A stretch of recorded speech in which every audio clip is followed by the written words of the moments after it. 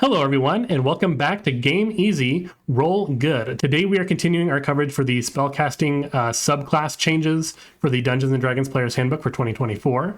All of these videos for the changes will be available in a spell list, both in the description down below, as well as on my channel page. You can find it there as well. All of the base class changes for both the spellcasting classes and the martial classes have already been released in previous weeks. You can see those playlists on my channel, as well as including the subclass changes for martial characters are available in a separate playlist as well. So all of those are available on my channel if you need to go back and see them if you're new here. And speaking of that, if you are new here, or if you just keep coming back to these videos but haven't quite subscribed yet, please consider hitting that subscribe button. It helps me out quite a bit. But yeah, we're talking about the Druid today, so we're going to look at their subclasses in the 2024 Player's Handbook. So let's go ahead and get started and see what we're working with. So starting with the subclass preview for the Druid, we can see that we're starting with the Circle of the Land, the Circle of the Moon, the Circle of the Sea, which is a brand new subclass for the Druid, and then finally the Circle of the Stars. So worth noting here that the Circle of the Land and Moon Druid, these were both available in 2014.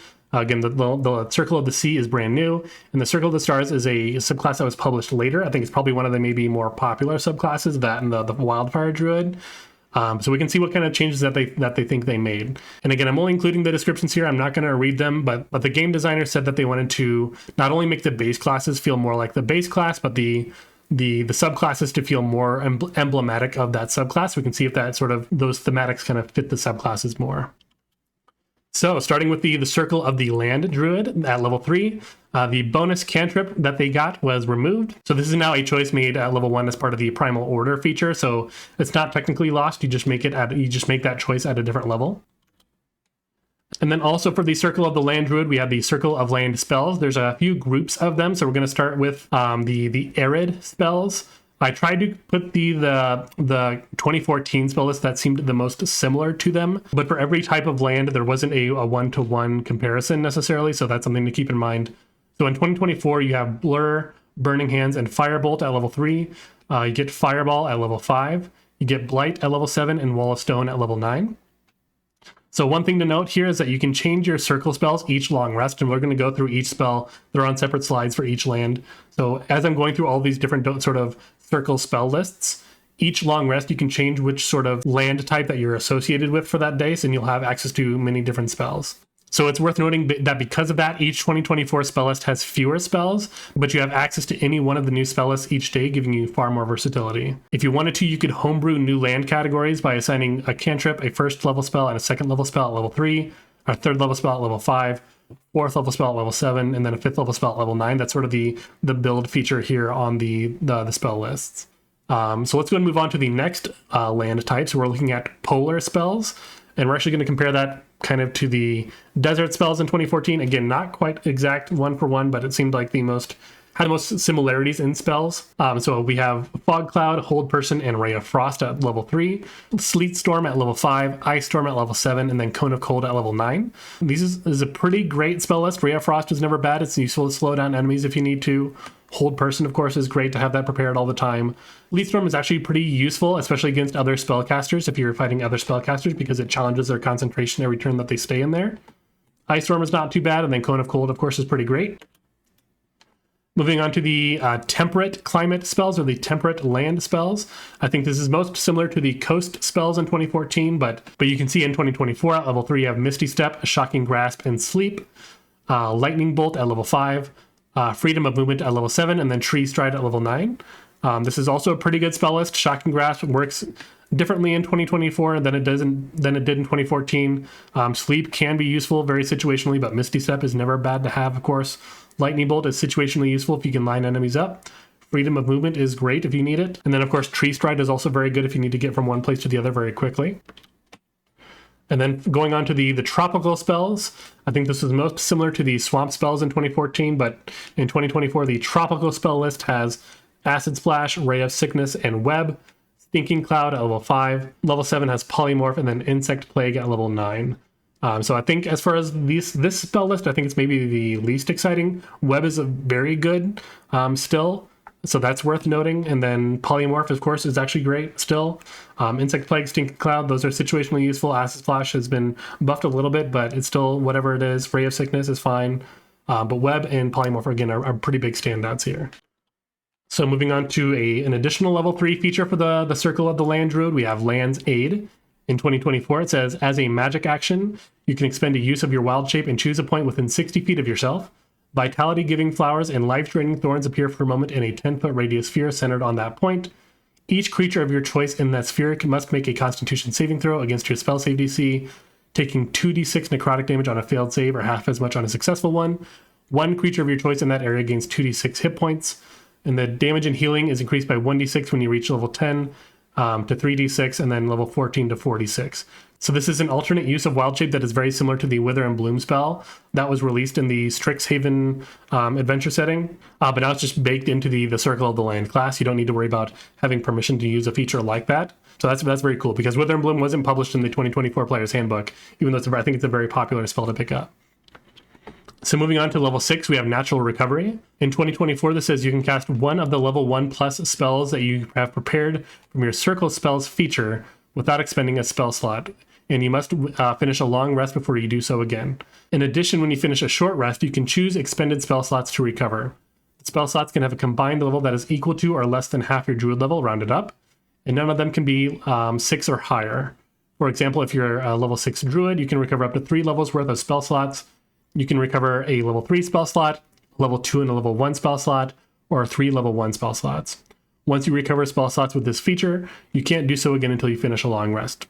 So this is actually moved up from level 2 previously for the Circle of the Land Druid. This is sort of the arcane recovery feature, like similar to what the Wizard has, but for the Circle of the Land Druid specifically. But it also has this other caveat where now you can cast one of your Circle spells for free once per long rest. So it is any of those spells that you have access to. So like the Polar one had Cone of Cold at level 9. So if you're level 9 Circle of the Land Druid and you have that Polar thing prepared for the day, you can cast Cone of Cold for free at 5th level. So that's actually pretty great. Overall, I think it's a pretty great change to the feature, even if it comes online several levels later. At level 10 for the Circle of the Land Druid, we have Nature's Ward. In 2024, this says you are immune to the poison condition, and you have resistance to the damage type associated with your current land of choice in the Circle Spells feature, as shown in the Nature's Ward table. So if you have the arid land spells prepared for the day, you have resistance to fire, polar gives you cold, temperate gives you lightning, and tropical gives you poison. So you're no longer immune to charm or frightened from elementals or fae. You are no longer immune to disease, but the designers have mentioned that disease will function off of poison. And then this grants resistance on your current land choice, which you can switch per long rest. So if you know you're going into like an icy area, chances are enemies are going to deal frost or cold damage. So you can get your polar, but that probably also means they're going to be firing cold spells into creatures that are maybe resistant or even immune to cold. So it's one of those situations, again, unfortunately, that we kind of run into quite a bit. But still, a floating resistance is never a bad thing. Moving on to the capstone for Circle of the Land, we have Nature's Sanctuary. In 2024, it says, as a magic action, you can expend the use of your wild shape and cause spectral trees and vines to appear in a 15-foot cube on the ground within 120 feet of yourself. They last there for 1 minute or until you have the incapacitated condition or die. You and your allies have half cover while in that area, and your allies gain the current resistance of your Nature's Ward while there. As a bonus action, you can move the cube up to 60 feet to ground within 120 feet of yourself. This is a functionally new feature that basically grants +2 to your armor class and your allies' armor class as long as they're within that area, in addition to giving them the resistance of your Nature's Ward, which is the level 10 feature that we just discussed. Previously, this was a semi-permanent sanctuary effect just on you, but I think this is a much more usable feature, especially while you can move the cube around, so you can kind of hop from one place to the next, which I think is a pretty powerful thing. Moving on to the Circle of the Moon Druid. This was the big wild shape combat subclass in 2014. We can see in 2024 this was just removed. In 2014, this allowed you to wild shape as a bonus action rather than an action. Also allowed you to gain some hit points back, but the wild shape is already a bonus action in 2024, so they just kind of removed this feature and kind of replaced it with something else. So at level 3, we have Circle Forms. So in 2024, this says you channel lunar magic when you assume a wild shape form, granting you the benefits below.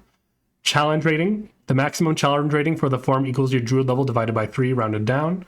Armor class. Until you leave the form, AC equals 13 plus your Wisdom modifier if the total is higher than the beast's AC. And then temporary hit points. You gain a number of temporary hit points equal to 3 times your Druid level.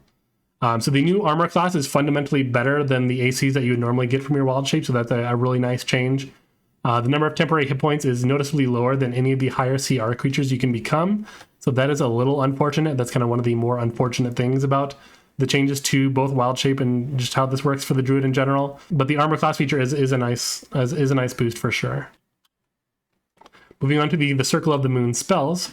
You didn't have Circle of Spells for the Moon Druid in 2014, so this is brand new. So at level 3, you have Cure Wounds, Moonbeam, and Starry Wisp. Conjure Animals at level 5, Fount of Moonlight at level 7, and then Mass Cure Wounds at level 9.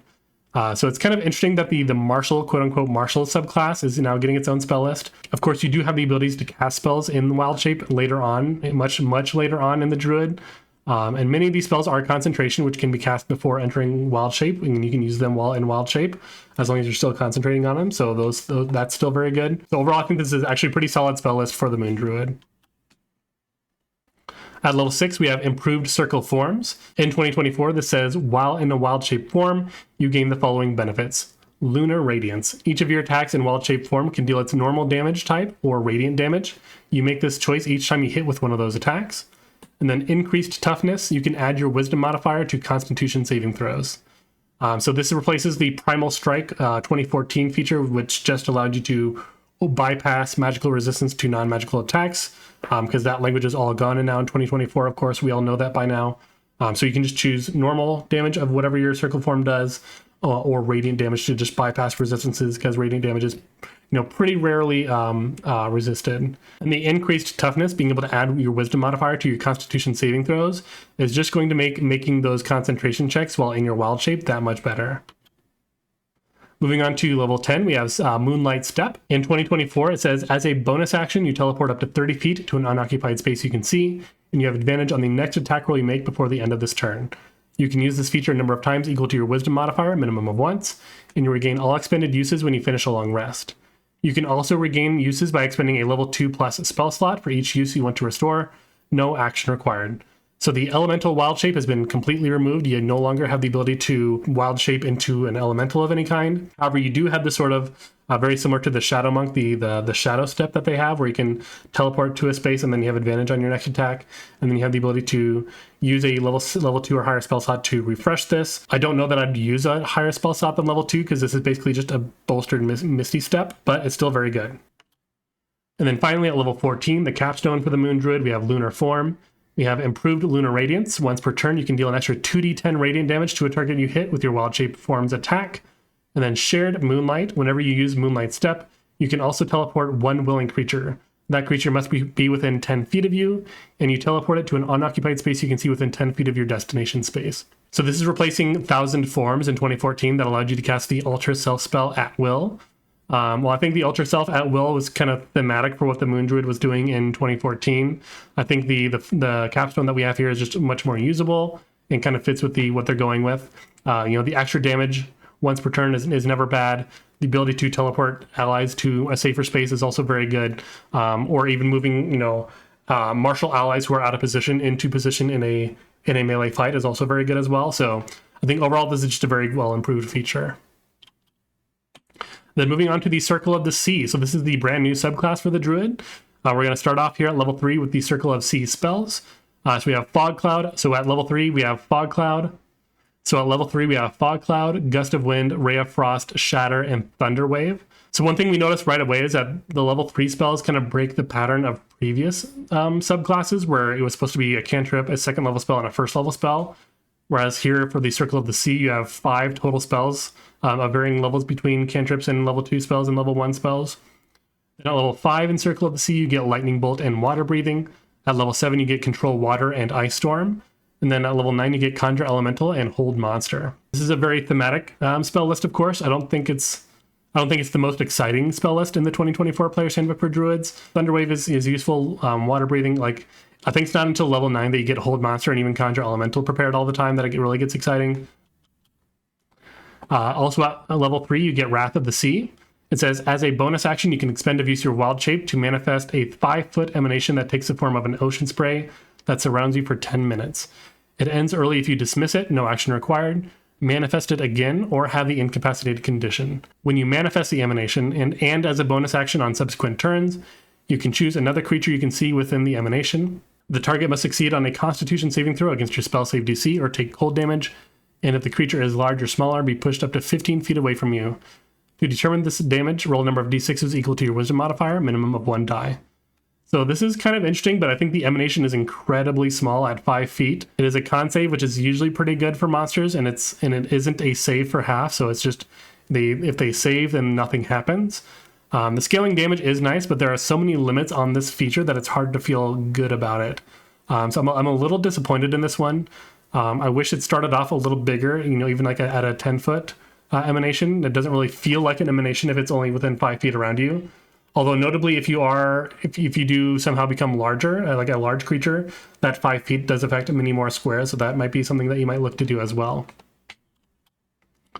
At level 6 for Circle of the Sea, we have Aquatic Affinity. It says the size of the emanation created by your Wrath of the Sea increases to 10 feet.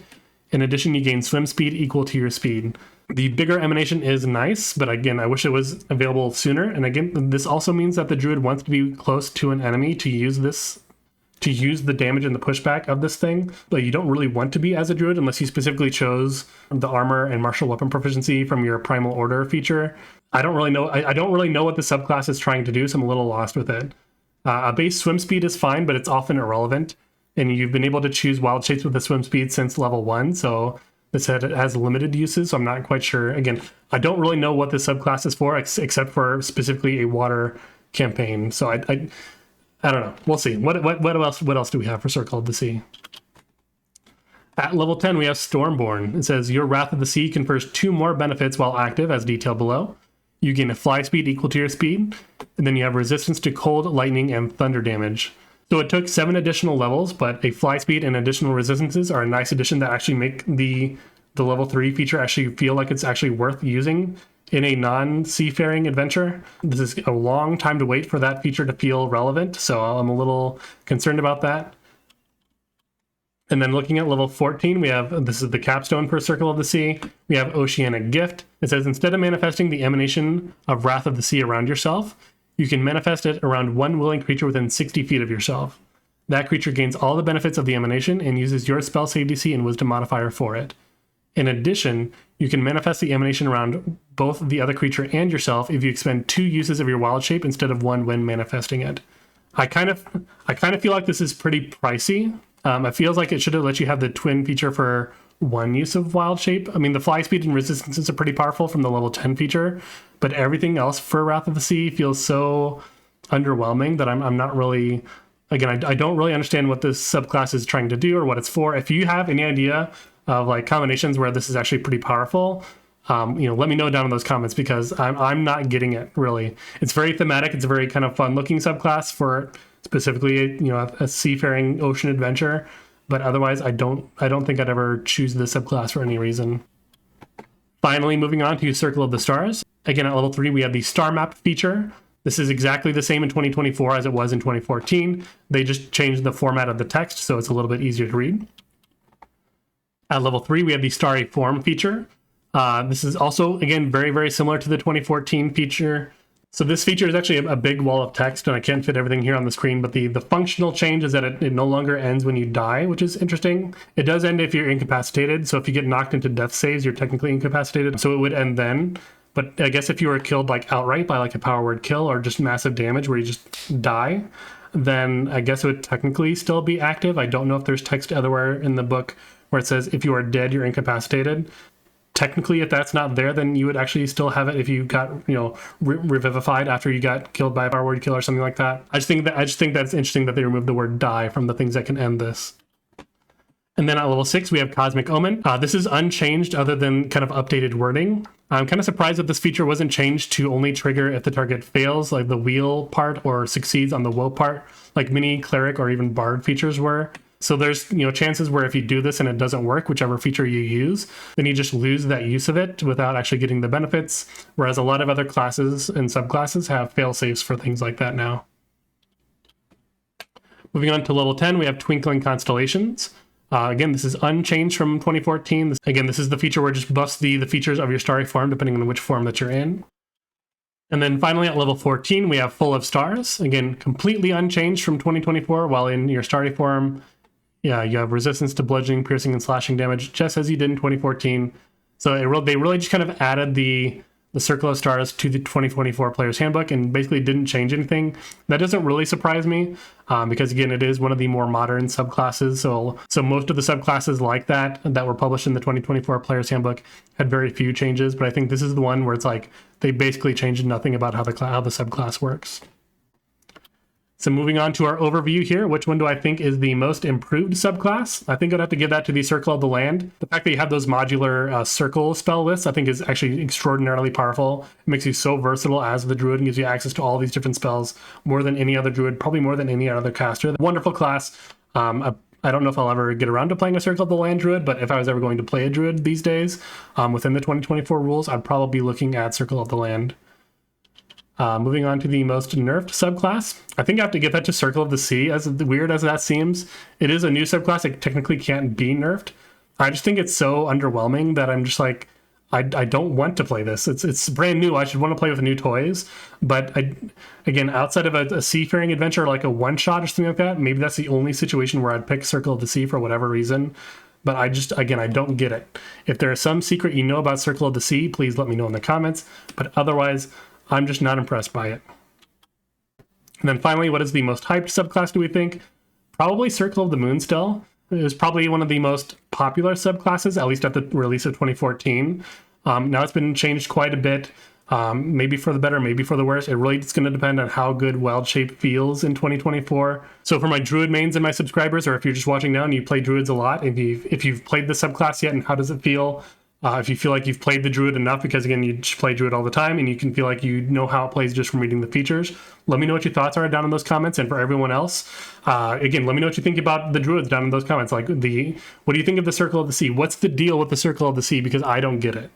I want to know the secrets. Please tell me in the comments down below. And again, while you're going down to those comments, please hit that like button. If you haven't subscribed to this channel yet, but you keep coming back to these videos, or if you're new here and you liked what you saw, please consider hitting that subscribe button.